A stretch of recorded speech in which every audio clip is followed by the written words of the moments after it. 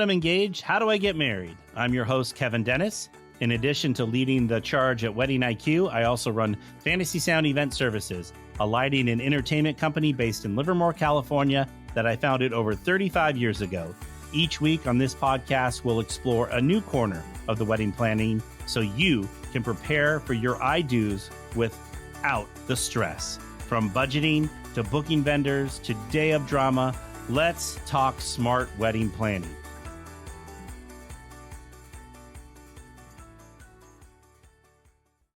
All right, welcome to another episode of Now That I'm Engaged, How Do I Get Married? With obviously my co-host August. But August, we have someone very special here with us today. We have the one and only Carly Martinez. Hello. Can you say hello? So, I was like, can you respond, Carly? Or I was just waiting for my cue to come in, you know? Yeah, there you go. So Carly is the expert when it comes to like shopping and buying a venue. So we are here today to ask her the ultimate questions that couples should ask when looking for a venue. So Carly, before we jump in, can you tell us a little bit about yourself and how you got here today? Absolutely.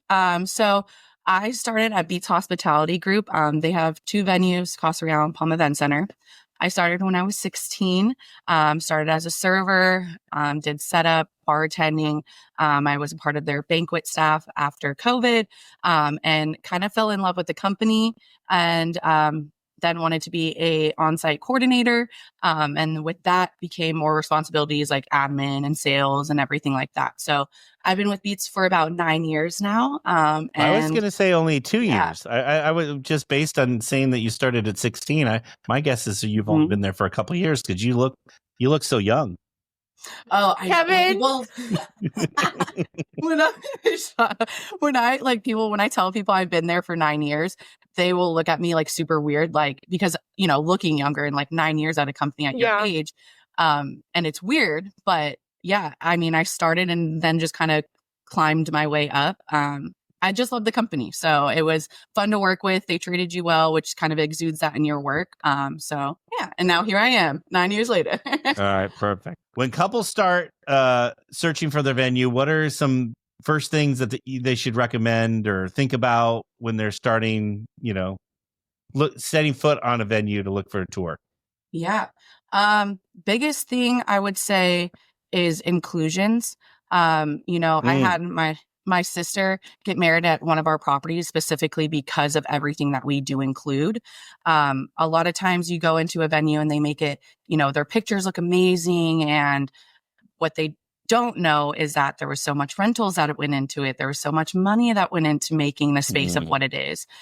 So one, the foundation of the actual venue to make sure that like it's beautiful in itself, because then you don't have to put a lot of money and things into making the venue of what it is. And then also, I'm a big foodie. So when it comes to the food, definitely knowing the reviews on the food and having that guest experience, not walking away like, oh, yeah, that's just typical wedding food. Like you want your guests to be part of an experience and not just another wedding day. And be also cost effective too, because the wedding industry can be very expensive. So when you have something that's on site and they're including a lot for you, it makes the planning process and leading up to the actual wedding day a million times less stressful. So really just making sure the package that's along with the pricing is going to be less work for yourself. For everyone listening, Carly mentioned, she works with Beets Hospitality Group, Palm Event Center, Costa Real. They are an extremely inclusive venue. So they also do include in-house catering as well, which is so amazing. Just makes the process 1,000 times easier. Yeah. And I was going to mention that a lot of people sometimes, my parents have a beautiful backyard. Let's do it in the backyard. And they don't realize that once we start renting tables, chairs, everything that we need to bring in, sometimes you need to rent a kitchen for the caterer. Sometimes you need to bring in bathrooms because you don't have enough of those. Sometimes you even need to bring in electricity.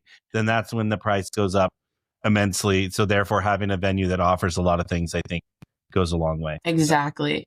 Yeah. Going into, your wedding day, you definitely want to think about those things because it ends up almost being around the same price as you're adding all those fees up. And honestly, the luxury of being able to sit back and completely enjoy that day is the most amazing thing ever. I've gone to other weddings where like they're beautiful. And if you're not in the industry, you probably don't notice little things. But going to those certain events when you're like, oh, and you're like looking at little things like, oh, I wish I could change that, or I wish I could do that. Having everything in-house, especially your coordination and your servers and bartenders, we all work very well together. I like to call us a very well-oiled machine, which makes for a very efficient and stress-free wedding. The moment you step on the property to the moment that you leave. So, yeah, definitely. I agree with you on that. Kevin and I always talk about that on the podcast. Like our curse as wedding professionals going to weddings is just being able to see all those little things, and it's hard not to have an opinion and to see those things. It is. So it makes it hard really to rough. Like actually enjoy the wedding sometimes, and I hate it because I'm just like, you know what, no matter what, no one's not noticing those things, and it's a beautiful day. But yeah, so, and one big thing I can say too is I come from a big family, and when I'm seeing my mom or my cousins or people go around doing things, it stresses me out. So when not only the bride and groom get to fully enjoy the day, but family and everyone fully get to enjoy the day and be present, I would say is like the cherry on top. It's like the best thing and everyone gets to enjoy. Yeah. Okay, yeah, I love that. So just making sure couples are asking the right questions about inclusions and understanding the price points. And, sometimes, all-inclusive is a little bit better because you end up spending the same amount of money anyway.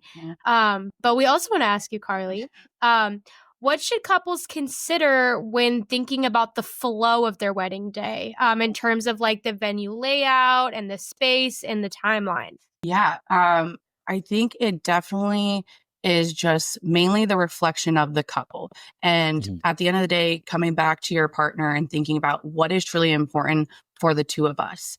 Sometimes you have couples that aren't big about dancing and they want to add in like the shoe game and things like that, and then you have other couples like my sister, for instance, that dancing was all she wanted for her wedding. And that's what was going to make it most memorable. So I think it's a pretty like open-ended question because it really does depend on the couple itself and what they want to make important. And then it's on their coordinator to then really reflect that for them on the day of.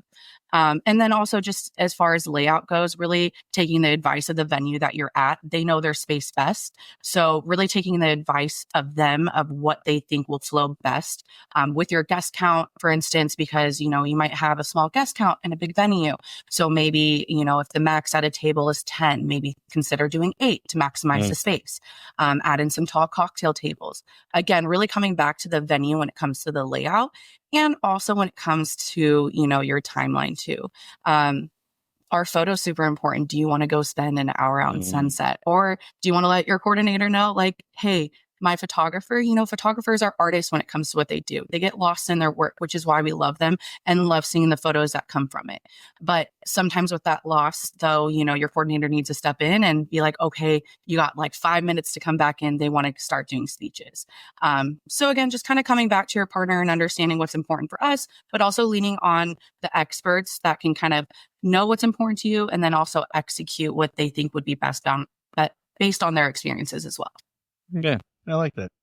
All right. What are some venue policies that tend to surprise couples once they've already booked the space? I'm excited for this question. I cannot stress this enough. Read your contract. Read your contract. I know it may seem like an abundance of rules or just like, 14 pages of craziness, but this is an investment. You're putting a lot of time and work, and it's this one day that you get to celebrate with everyone. So if something's really important to you and then you didn't realize that it's in the contract, we have ChatGPT nowadays. Put that into ChatGPT and be like, this is what's important to me. What do I think that are going to be some things that may stop my vision? For instance, like a fog machine. A lot of people like the dancing on the clouds, but the fog machine gives off condensation on the ground. You have older people that are around. It's a slipping hazard. And that shouldn't maybe be the determination of whether you book a venue, but to have those conversations afterwards is a little bit difficult. So just do your homework and reading the contract ahead of time so you can bring up your concerns then.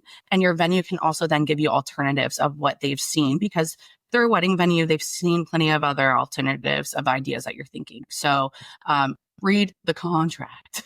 Well, and Carly, as someone who's in venue sales, do you think it's okay for couples to kind of straight up ask that on the tour? Just say, hey, what are some things in the contract that tend to surprise people? Are you okay if couples ask that kind of question? Definitely. I rather have the difficult questions on the front end. When I sell, I'm a very transparent person. Yeah. I think that our venues sell themselves. And so to put it bluntly, like our bookings do show that people want to be here, So like, I want to make sure that we're the right fit for you, but you're also the right fit for us. Mm-hmm. I want to make sure that the wedding day that you've dreamed of is what we're going to execute.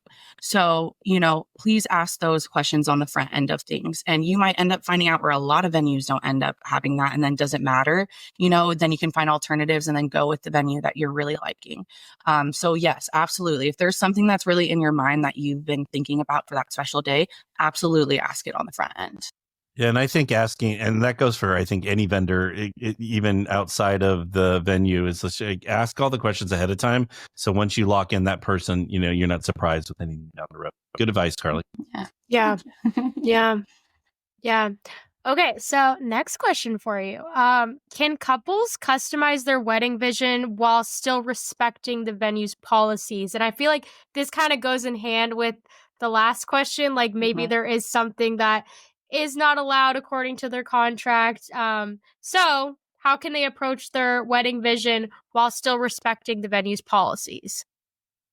Yeah, I think this day and age now with social media, you see different trends on TikTok and all these things, and sometimes you don't understand the logistics behind it. For instance, like the champagne tower. Who doesn't love a great champagne tower, but also who wants lukewarm champagne? So like there's also logistics behind it of why you don't do that, because you have to put an abundance of champagne out and then everything gets warm and it's not that ice cold champagne that you want. So the experience isn't fully there of what you're thinking. So kind of going back then into going to your venue or your coordinator or confidant and saying like, this is what I'm envisioning. How can I make this happen? And, maybe it's a champagne cart and you refill as you go rather than the full tower. So really then just leaning on the experts of things of what you're thinking and then how we can execute that efficiently. Yeah, like creative alternatives, essentially. Exactly. Yeah, like we can make something close to your vision, but then I think it's okay too to ask the why behind things, right? Because I think the why kind of puts it more into perspective for the couple. Like you said, like, hey, I'm a bride and I want to have a champagne tower. That's great. You can still do it, but I'm giving you the realities of the situation and let me find you a creative alternative that will make it that much better and the experience better for everyone overall. Definitely. And, at the end of the day, my whole thing is it's also your day. So I can always inform you of these things of the back end, but I'm still going to do whatever I can to make your day special and what you want. So as long as I communicated to you of the logistics behind it and you still want to do it, let's go for it. We'll make it happen. It's your day. We're just living in it. Yeah. I love that. And I know a big one before was always the sparklers, right? And where we're located in California, it's kind of a big no-no, the fireworks. So I know a lot of times we would offer the creative alternatives of like neon lights or what were those things called? The like wand things? Yeah, the wand things. They kind of give off the same effect Fiber in optic. photo. Yeah. There you go, fiber optic. I was looking for that word. The fiber or like optic the bubble sticks. guns. Exactly. Like the bubble guns. And I know that sounds stupid, but if you actually look at pictures of like an abundance of bubbles at night and the photographers have the right lighting on it, it looks so cool. Like you just got to look it up because there are ways to do it. Yeah. Yeah. So don't be discouraged, I think, by your venue's policies. I think, like you said, work with your coordinator. They know the venue best. They know the policies best. And I'm sure they have some great alternatives in their pocket. And I want to say the worst thing that we ever want to tell you is no. If we can make it happen for you, we want to do it. The reason why we wouldn't be able to is for honestly a concerning reason, because it's your wedding day. We want to make things happen for you. So if we can find an alternative, still get your vision, we're always going to try to. All right. let's get to the non-sexy question here. Parking. So I think parking logistics can, often be overlooked. So what is something a couple should be thinking about, especially like if they're having their wedding in the city somewhere and, how far away is parking, all that kind of stuff. So what are some things that couples should even think about when selecting a venue when it comes to parking? Yeah. Probably shuttling, honestly. I think that is kind of the best answer in it, especially if you're doing the city, right? You don't want your guests going around having to find parking spots everywhere. Shuttle is going to be the best part. It also allows everyone to drink safely, make sure they get back to their hotel safely. And there's alternative ways. You have Lyfts, Ubers, everything like that, so I would definitely suggest shuttling. When it comes to our venues, even though we still have a lot of parking spots, still shuttling is very efficient. You also get the guests there on time. Hopefully a lot of people end up coming late, so it's nice to make sure that you have a timely arrival and make sure everyone's there before the bride walks down. Yeah, I always say you want to start a ceremony. It's like the theater. You want to play to a packed house. You want all the butts in the seats. So when the photographer's taking photos, it doesn't look like half the people showed up for your wedding. So a lot of times we start late because the guests aren't there. Has nothing to do with the bride and groom. So absolutely. I'll always have like a maid of honor come out. I was like, can you just poke your head and make sure this is enough people and she's okay with this? Because even when people do false start times, the amount of people that show up late is absurd. And I used to work like front door at Beets, and the amount of times I'd get yelled at, and I like at front door, like, let me in, I'm this, and this. And I'm like, but it started like 15 minutes ago. It's not my If you were this, and this, you would have been here on time.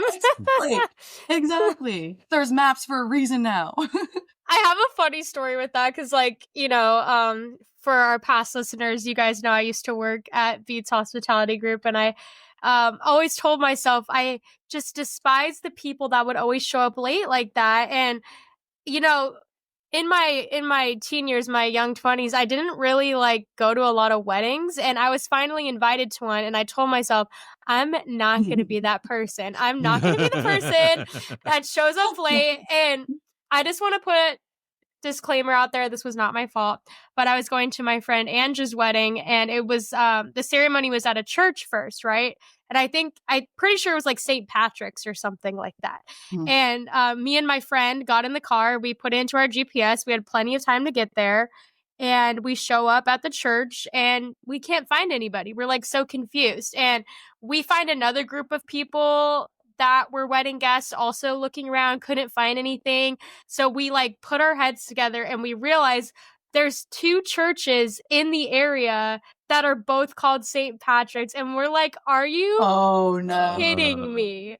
So we bolted out of there, got to the ceremony just on time. But I literally felt so bad. We weren't late or anything, but we had just made it. I saw bride outside getting ready to walk in. We found a seat right in the back, but I never was so embarrassed in my life. But I'm also low-key, kind of my fault, kind of not my fault.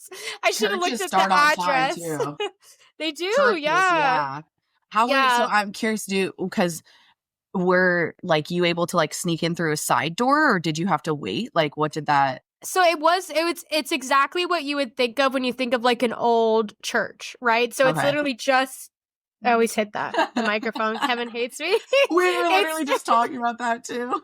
I always go big with my gestures. But it was just this cute little old wooden church. So she was kind of off to the side of the church, right when you pull up, and you just walk in. It's just all the pews, and then the altar at the front. So we literally found a seat just in the last pew, and we just sat down, and the wedding started 2 seconds later. I was right in the nick of time. No, yeah, I was I'm so sorry for being that person. I've definitely done that before too. It's funny. Yeah. Another thing that you guys will change once you go through the marriage process is and plan a wedding is you'll turn in your RSVPs on time, because that is the other worst part. Yeah. Is having to call people. Do you want beef or chicken? And are you coming or not? Come on. Because I do it immediately. As soon as I get the QR code, I'm bam, RSVP. Yep. So definitely understanding those things when you're going through the process, you understand, a little bit more about all the logistics that go into it. Honestly, though, planning weddings, and not that I don't love the wedding industry, but sometimes it does make me just want to elope when the time comes. Yeah.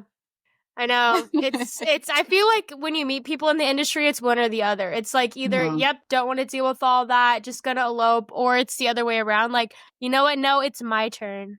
It's my turn to have a part. I've been dealing with this for a long time. So you get either or. It's so funny. Yeah. I think I just come from too big of a family on both sides of my family. And then my partner will have like his family and friends. And it's like, whew, I don't know if I got that money in the bank for that. That's way too much. Yeah, gets very pricey. Yes, definitely. It makes it worth it for sure. But yeah, just too many family members. Yeah. Okay, next question for you. So, what's one of the most unexpected questions that you've gotten on a venue tour? And should more people be asking it? And if you need a second, I have a couple from my time in venue sales I wanted to share. But yeah, no, you start off and let me see if I can think while you're saying this. Think of one. Okay, so I had a couple. So I was touring someone at the Palm Event Center, and they were saying, or I was telling them where the bathrooms were, right? Like, oh, it's just located right over here are the bathrooms. And then they said, oh, are those included? And I was like, what? The bathrooms? The bathrooms? And I go, yeah, they're included. There's like, 4 or 5 stalls in each one. And they go, okay, wow. Yeah, the last place we went to, they told us like they had this tiered system with their package and the bathrooms were not included.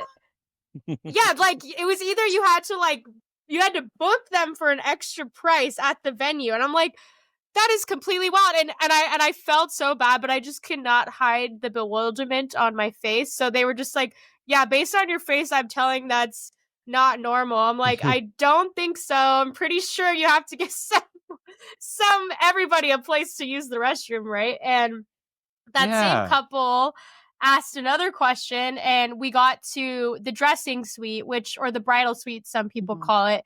And I've actually gotten this question a couple times, but they asked if the dressing suite had a time frame in which they were allowed to go into it. Oh, yeah. And I said, oh, what? And they're like, yeah, I was a bridesmaid at a wedding once, and the event ended at 10 or 11, and they had to be out of the dressing suite by 9. I was like, what? So where are you supposed to keep all your stuff? And she said, no, exactly. We had to, stop having our fun and dancing in the middle of the wedding, go to the dressing suite, collect your items, go throw it in the car, and then come back and enjoy the wedding. And I'm like, what a disruption. Like, that's just awful. But I guess I've gotten that before too. Yeah. So that's a yeah, pain in the ass. Seriously. Yeah. But I guess maybe those are good questions to ask because it does seem like some venues do have those kind of restrictions. Inclusions back to like making sure what's included with that price, because then you have these random fees that come out to it, and probably also asking, because when we make a quote that is including everything that we've gone over, the facility rental, taxes, operations fee, all of that's going to reflect on your quote with us. So like you're seeing an out the door number. So make sure when you're looking at quotes from like venues, you're seeing like, okay, is there anything going to be charged after the fact, because you want to see that out the door number. You don't want to sign up for something and then like, oh wait, this didn't include bathrooms. Like I have to pay that much more, which is so insane. I have gotten, since we have our 2 properties that are on the same street, right? I've gotten where like, hey, can we have ceremony here and then reception at your other property? And it's like, no, we then have to treat you as 2 different, You can, but you're going to pay for it. Exactly. Oh, that's you're paying for 2 venues. Yeah, exactly. I know the 2 of you will get this, but one question I have gotten before is, can we move the candle wall? And I'm like, you mean that giant wall that's part of the structure of the building? Yeah, like that's been like a exactly. So it is always interesting. And when I do tell couples that we are a private venue, that you're the only wedding we host that day, that's always a surprise too. I've gotten actually last weekend when I was touring a couple around, they said that a certain venue, I think it was in Napa, that you can either choose essentially like AM or PM time for your wedding, do like 2 weddings in a day. And I mean, most likely you're going to get trickle over from one of the weddings, so definitely knowing whether or not your venue is exclusive is always really nice. I know people love the idea of a golf course, but Are there going to be golfers playing? Most likely, because their club members are the ones that are continuously like bringing them in revenue. And it's the weekend. Or ducks. They have ducks and geese that show up at the wedding. And that comes with poop everywhere too. So who wants it? I didn't even go there. I didn't even go there. So. Yeah. I mean, Meg, who was on our podcast not too long ago, we talked about her wedding experience, and she got married at the Brazilian Room in Berkeley. And it was the same thing. Like you said, there was an AM and a PM, and she didn't want, an AM group in there. So she had to pay extra to have both the AM time and the PM time. So, and it also helps with like setup and all of that too. So yeah, great questions to ask. Absolutely. Definitely. And also just asking your representative too, like, what are some, because a lot of people are new going into touring and things. So ask them, like, they're the experts. Ask them like, hey, when I'm visiting other venues, what are some things that you see that I should be asking questions about, kind of comparing and contrasting, because at the end of the day, yes, it's a wedding day and it's very sentimental and your heart's in it, but it's also a business deal at the end of the day, right? So like we have to talk logistics and we have to know again that we're the right fit for each other. So definitely ask those uncomfortable questions on the front end, because it's a sale at the end of the day. So we both want to be, on the same page. Yeah. I like that. All right, we're getting to the end, so I'm going to ask you, kind of wrap it up. What advice would you give couples who are torn between different venues or undecided about what to prioritize in their venue search? Yeah, it then comes back to what the two of you want to envision in your day. As I said, I'm a foodie, so food is going to be my biggest thing, and then also to what's going to essentially be the least amount of work for you. Not having to source out, too many different vendors, and also going on that vendor list. Your preferred vendors, I know you might know a friend of a friend and things like that, and totally understandable, but those preferred vendors know it's like you're coming into their home, right? They know what's going to work best throughout there. So really entrusting and knowing what's coming in that full package of things, and looking at, reviews of what other couples have experienced. If you know someone who's gotten married at our sister property or things like that, asking people what their experience with things. I'm really big on hospitality, so it really would come from my tour experience on, right? The response time, that's going to show you what they're going to hustle for on your day of. Kind of knowing how they treat you from the very beginning with that sales process and how on top of it they are in the beginning, because that's just going to show what they'll carry you through with the rest of your kind of experience with them. Love it. All right, girl. We always ask everyone, well, first, thank you. And you're amazing. And I feel like we're going to have you back, because we didn't. Carly. Yeah. You're going to be. I love it. You're going to be our regular guest on here. But anyway, what is your favorite? We ask everyone, what is their favorite part of a wedding? So what is your favorite part of a wedding? Great question. All right. My favorite part of the wedding is going to be two things. The open bar and the dance floor. Not the food? No, I mean, hey, if you're on a liquid diet that day, definitely make sure you eat so you can sustain throughout the whole night. Food's definitely important, a late night treat. My sister did a French fry bar, and those are my favorite. Oh my gosh, cherry on top of the night. If you do a late night, definitely do a late night treat for your guests. You want them to walk away and be like, yeah, they had a French fry bar. It's delicious. But yeah, for me, it definitely is the dancing portion, having a great DJ like good old Kevin Dennis over there. Yeah. Keeping those people on the dance floor, and really just making sure that, my guests walk away from that experiencing, I just had the best night ever. So yeah, dance floor and that open bar. I love it.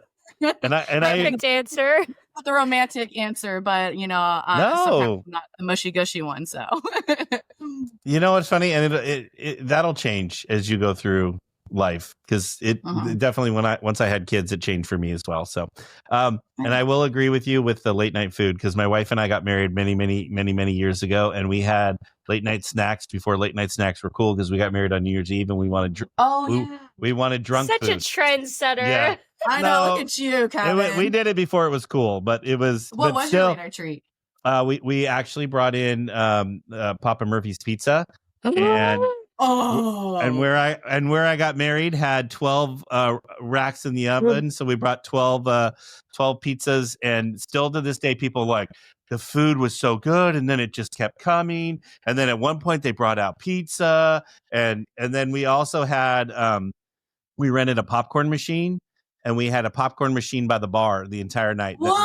That they kept popcorn going because my wife loves popcorn. I love pizza, and so that's what we did. Papa Murphy's is so slept on. Like, I know. People need to appreciate it more. Well, I got lucky because now late night snacks are expensive. My late night snack for pizza cost me $180. So I mean, slay. For pizza. Oh my gosh, that's how much it for 12 cost me pizzas. to order pizza at the end of the night of a drunk night on DoorDash. I'm like, exactly. Why did I spend $100 on pizza last night? Yeah. So, how do people get in touch with you, Carly? With me specifically, or just like the venue and everything? Is that what you're asking? All the above. What if I want your digits? How do I She's go? taken. She's taken. Well, I mean, you can inquire on our website, Casa Real or Palm Event Center or Beets Catering. We're also on Wedding Wire and The Knot. Lots of different places that we're on. And then you can always just ask for me too when you call in the office. We're really good about our inquiries, and response time is usually the day of. So call in, ask to talk to me, and I'm happy to, always be there for advice or guide you through anything to make you feel more comfortable about your wedding day. Well, next time I need advice, I'm definitely calling you. So, all right. You got my digits. So thank just you. Don't give them away.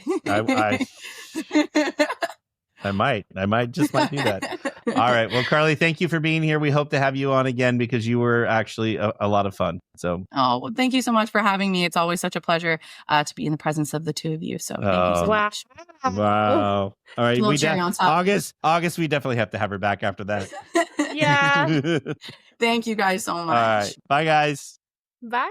To our listeners, thank you for tuning in to another episode of Now That I'm Engaged, How Do I Get Married podcast, brought to you by Fantasy Sound Event Services. I hope you've enjoyed listening to this episode. Please get in touch with me if you have a topic you would like us to cover, or if you are struggling with your wedding planning. Please be sure to submit a question at podcast@fantasysound.com. I encourage you to check out our other episodes on Apple, Spotify, or wherever you listen to your podcast. And if you're a fan, we'd love if you would subscribe to the podcast and leave a review. It helps others find our podcast so they can learn from our guests too. And to everyone listening, happy wedding planning.